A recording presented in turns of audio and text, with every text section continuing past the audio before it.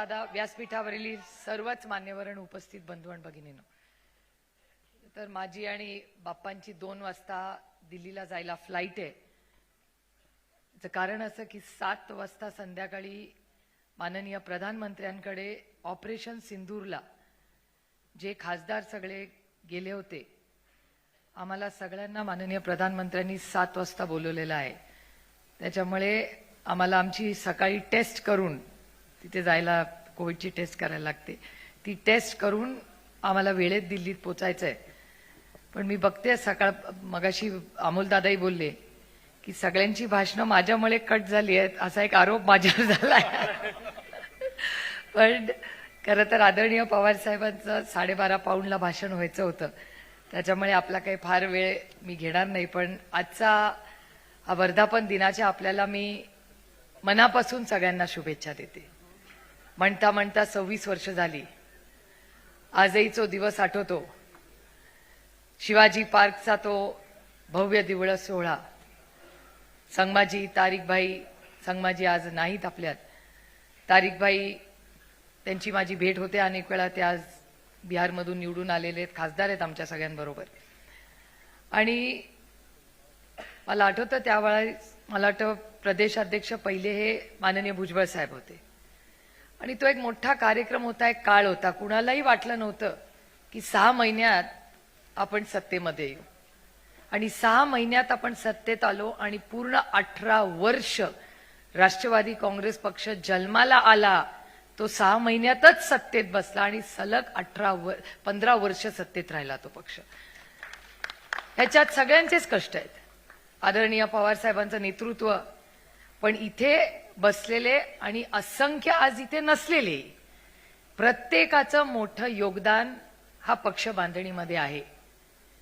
त्याच्यात काही आपल्याबरोबर आज नाहीत. आबांची तर आठवण केल्याशिवाय कार्यक्रम पूर्णच होऊ शकत नाही. आबांचंही अध्यक्ष म्हणूनही मोठं योगदान होतं.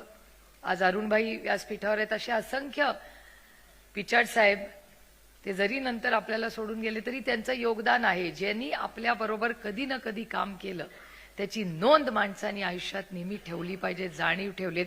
हेच आपले संस्कार आहेत. मला अनेक वेळा माझ्या मतदारसंघात, परवाच आम्ही फिरत होतो भोरला, भोरचे लोक दिसत आहेत तिथे मला. आम्ही गाडीत मगाशी हा बसलाय विठ्ठल तिकडे, विठ्ठल आणि मीच चर्चा गाडीत करत होतो. विठ्ठल म्हणला, ताई आपण बाकीचे भेटतात असं तसं काय हे ते. मी त्याला म्हणलं, विठ्ठल, तो म्हणला तुम्ही टीका डायरेक्ट करत नाही त्यांच्यावर. म्हटलं, हे बघ विठ्ठल, मी 4 इलेक्शन लढले, 3 इलेक्शनला त्यांनी माझी मदत केली आहे, एकाला विरोध केलाय, ठीक आहे, अभी 3 का बाकी आहे. त्याच्यामुळे जरी कधीतरी एका ताटात जेवलो असलो तरी ते एक वेळ विसरले असतील, पण माझ्यावरचे संस्कार मी नाही कधी विसरणार. त्यामुळे ठीक आहे, ज्यांनी जो मार्ग निवडला असेल त्यांना आपल्या शुभेच्छा आहेत. पण तुम्हाला ते दृश्य आठवत असेल, साताऱ्याचा असेल, जेव्हा शशिकांत शिंदेजींचा वाढदिवस होता, मला अजूनही आठवतं, सगळेच प्रचारात होतो. मला माझ्या ऑफिसमधून फोन आला की साहेब भिजलेले आहेत पूर्णपणे, काय झालं. मी शशिकांत शिंदेंना फोन केला, म्हटलं काय झालं, पाऊस झाला, काय झालं. ते म्हणले आम्ही केक कापतोय. म्हटलं कसला केक कापताय, इथे आम्ही एवढे टेन्शन मध्ये होतो, काय झालं, पाऊस झाला. ते म्हणले नाही, पाऊस झाला, भाषण झालं, आम्ही आता केक कापतोय. म्हटलं मग आम्ही काय नाही. आणि लक्षात नाही आलं की तो एक फोटो, तो एक साताऱ्याचा फोटोनी 2019चं इलेक्शन पूर्णपणे फिरवलं. हीच महाराष्ट्राची आणि सगळ्यांची ताकद. त्यामुळे यश अपयश हे प्रत्येकाच्या आयुष्यात येत असतं, ते आपल्याही आलं. मी तो क्षण कधी विसरणार नाही. 2 जुलैचा, 2 जुलैला इथलेच पुण्याचे प्रेसवाले तिथे होते आणि त्यांनी विचारलं, तुमचा पक्ष सगळा गेला, तुमच्या पक्षाचा विश्वासार्हता चेहरा कोण. तर त्यांनी विचारलं की तुमचा विश्वास देणारा चेहरा कोण. त्याच्यावर साहेबांनी हात वरती करून सांगितलं, शरद पवार. हा स्वतःवर असणारा विश्वास आहे. मी माझे वडील म्हणून, नातं म्हणून सांगत नाही, पण मी त्यांच्याकडे जेव्हा लांबून बघते तेव्हा मला असं नेहमी वाटतं, ही जी आपण एकामेकासाठी मोटिवेशनल भाषणं करतो ना, लढेंगे जितेंगे, ये करेंगे, ते कधीच त्याच्यासाठी थांबत नाही. कारण का त्यांचा स्वतःवर विश्वास आहे, त्यांच्या विचारावर विश्वास आहे. ज्या दिवशी तुमचा स्वतःवर विश्वास असेल ना, तर मग कुठलीही सत्ता, कुठलंही पद, कुठलं काहीही मायने नाही राखता. हे मला बोलणं सोपं असेल, तुम्हाला वाटत असेल, पण मी लवकर समाधानी होते. कारण का आपला संघटना ही कशासाठी पवार साहेबांनी उभी केली याची विचारधारा आपल्याला माहिती असली पाहिजे. फायनल गोल काय? फायनल गोल तुमची सत्ता आहे का फायनल गोल तुमचा सर्वसामान्य मायबापची जनतेची सेवा आहे? ज्याचा उल्लेख आता केला ना अमोलदादांनी. मी अमोलदादा माझं कौतुक करत होते, निलेश लंके माझं कौतुक करत होते, त्याच्यात काही तथ्य नाही. 8च्या 8 राष्ट्रवादी काँग्रेस पक्षाचे जे खासदार आहेत ना, ते जेव्हा जेव्हा पार्लमेंटमध्ये उभे राहतात, एखादा मंत्र्याला लाजवतील, हेकलिंग होईल, पण 8ही एकही खासदाराला हेकल होत नाही आणि त्यांच्या भाषणाला दाद दिली जाते. त्यांच्या भाषणाला इम्पॅक्ट दिला जातो. पॉलिसी डिसिजन मध्ये आम्ही असतो. मी काल रात्री दिल्लीवरून आले. नवीन इन्कम टॅक्सचं बिल येणार आहे. त्या नवीन बिल्डिंगच्या इन्कम टॅक्स बिलमध्ये राष्ट्रवादी काँग्रेस पक्षाचं मत आहे, विरोधी पक्षात असलो तरी. ज्याचा उल्लेख मगाशी कोणीतरी केला, 1 नेशन 1 इलेक्शनचा. 1 नेशन 1 इलेक्शन मगाशी मला वाटतं निलेश भाऊच बोलले. 1 नेशन 1 इलेक्शन मध्ये बरेचसे पक्ष आहेत सत्तेमधले, सगळे नाही आहेत, थोडेच आहेत, पण विरोधी पक्षामधले 1 नेशन 1 इलेक्शनचा जो काही निर्णय होईल त्याच्यात राष्ट्रवादी काँग्रेसचं पद सगळ्यात मोठं आणि महत्वाचं असेल. हे वास्तव आहे या राज्याचं आणि देशाचं. त्यामुळे कुठलाही मोठा निर्णय जरी विरोधात असलो तरी मोठा जेव्हा निर्णय देशात होतो त्या पॉलिसी मेकिंग मध्ये राष्ट्रवादी काँग्रेस पक्षाचं मोठं मत देशात घेतलं जातं. हे वास्तव आहे या पक्षाचं देशामध्ये. आणि कालचीच एक गोष्ट सांगते. खरं तर मी माझं भाषण त्यांनीच सुरुवात करणार होते, मग माझं भाषण करायची वेळच नसती मला आली. तेवढंच माझं भाषण होतं.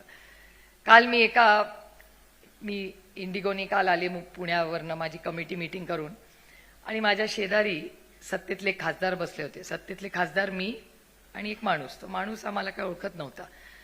तो भारतीय आहे पण चायनामध्ये काम करतो. त्यांनी आमच्या दोघांना बोलताना पाहिलं आणि म्हणलं, तुम्ही दोघी राजकारणात आहात का? तो म्हणलं, हो आम्ही दोघंही राजकारणात. कुठल्या पक्षात आहात? म्हणजे काँग्रेसच्या विचारात का बीजेपीच्या विचारात? तर त्या व्यक्तीने इंग्रजीत सांगितलं एनसीपी. तो शेजारचा माणूस पटकन, जो मलाही ओळखत नव्हता त्यांनाही ओळखत नव्हता, म्हणाला, अच्छा शरद पवार एनसीपी. हा, आणि हे व्हेरीफाय पण करू शकता तुम्ही. मी शेजारच्याचं नाव आज सांगणार नाही, पण मीडियाला विचारायचं असेल तर फार लांब नाही जावं लागणार आहे. त्याच्यामुळे इट इज नॉट, हे परसेप्शन गेम नाही, हे वास्तव आहे. या पक्षाची स्थापना आणि ही 26 वर्ष ही तुमच्या सगळ्यांच्या कष्टांनी झालेली आहे. पण त्याच्याबरोबर संघर्ष येतो, अपयश यश येत असतं, प्रत्येकाच्या आयुष्यात येतं. म्हणून काय आपल्याला हातबल व्हायची गरजच नाही. उलट मला तर वाटतं खूप वेळा की बापरे, जेव्हा त्या लाडक्या बहिणींची नावं कमी होतात ना, कसं तुम्ही डिफेंड करणार आहे मला सांगा ना.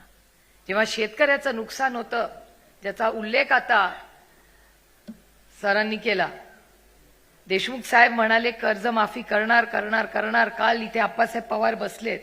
काय परिस्थिती आहे शेतीची सांगा जरा, कांद्याची काय परिस्थिती आहे, दौंड इंदापूर बारामतीला जाऊन. आणि फक्त माझ्याकडे नाही, सगळीकडे राज्यात परिस्थिती आहे.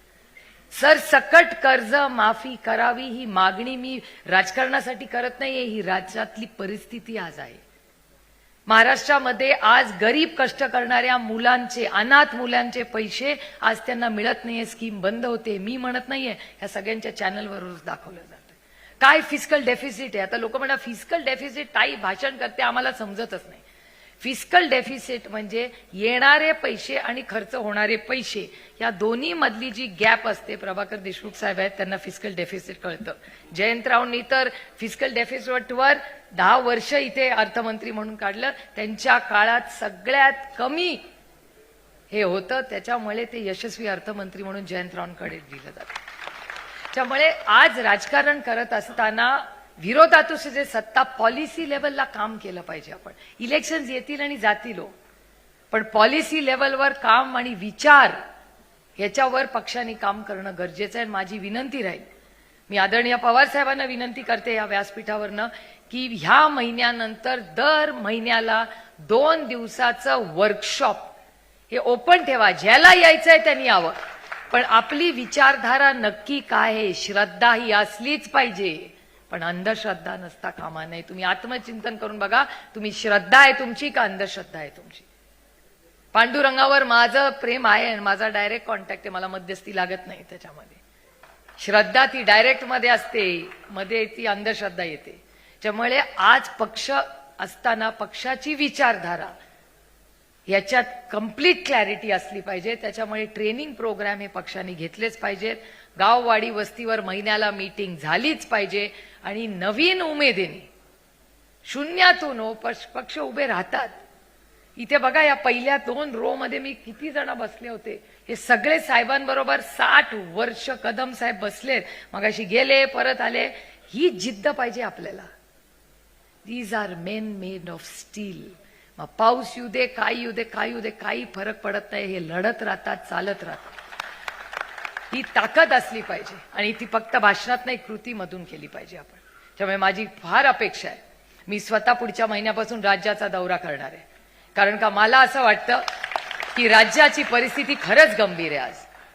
अहो, ज्या हगवणे कुटुंबांना मी माझ्या लोकसभा मतदारसंघात माझ्या 3 इलेक्शनला त्या कुटुंबांनी काम केलंय. मला विश्वासच बसत नाही की ज्या पांडुरंग आपले हगवणेजी, ज्यांनी आदरणीय पवार साहेब, नाना नवले यांच्यावर 5 दशक काम केलं, अतिशय सुसंस्कृत काँग्रेसच्या विचाराचं कुटुंब, काय झालंय त्या कुटुंबामध्ये. शिकलेलं घर, त्यांची सून आज ती आत्महत्या करते हुंड्यासाठी. ह्या महाराष्ट्र आपल्याला हवाय. आपली नैतिक जबाबदारी नाही पक्ष म्हणून की हुंडा मुक्त महाराष्ट्र करायची, काय फक्त सत्तेमध्ये जा एवढंच आपलं लक्ष आहे.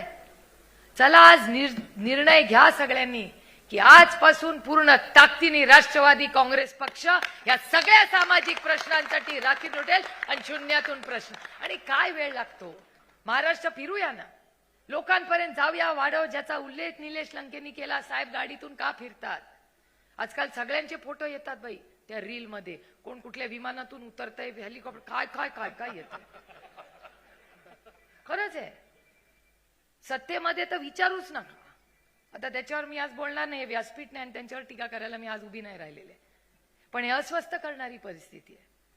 जर राजाच जर विमानाने फिरत असेल तर त्याला माहितीच नाही ना प्रजाचे हाल चाललेत काय. त्यामुळे लोकांच्या अंतःकरणात जाऊन, घरात, वाडी वस्तीवर जाऊन बघा काय परिस्थिती झाली. तो फहाद म्हणला होता, राखीताईंना विचारा अर्बनायझेशनचे काय होते. त्या राखीताई रोज मुंबईत आंदोलन करतात. त्यामुळे या सगळ्या गोष्टींचा गांभीर्याने तुम्ही विचार करा. मला पुढे जायचंय, साहेबांचंही भाषण आहे, त्याच्यामुळे फार मी भाषण करणार नाही आज. पण पुढच्या वेळेस जेव्हा भेटू तेव्हा एक 15 दिवसामध्ये माझाही राज्याचा दौरा, पुढे कसं जायचं, वर्षाच्या मीटिंग, ट्रेनिंग प्रोग्राम, ह्या सगळ्याची माहिती तुम्हाला कळवली जाईल. पण एकच शेवटी जाताना सांगू इच्छिते की जेव्हा मी ऑपरेशन सिंदूरच्या ह्या कामासाठी गेले, हा मुद्दा खूप महत्वाचा आहे. मला एक माझं भाग्य की फुल ना फुलाची पाकळी, पण या देशाचे परराष्ट्र मंत्री कैलासवासी यशवंतराव चव्हाण म्हणून त्यांना परदेशी जायची संधी मिळाली देशाच्या वतीने.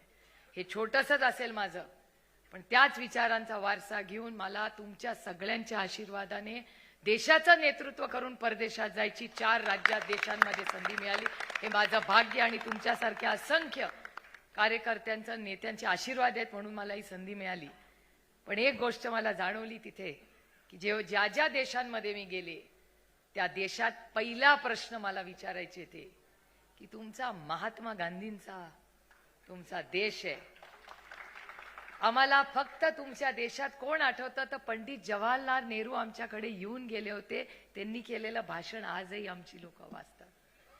इंदिराजींसारखं नेतृत्व ह्याच भारताने दिलं. काय आयर्न लेडी होती, त्यांच्याबद्दल आम्हाला अजून काहीतरी सांगा. म्हणजे आजही परदेशात तुम्ही गेला तरी आदरणीय मोदीजींबद्दलही चांगलंच बोलले. हा, गैरसमज नसावे.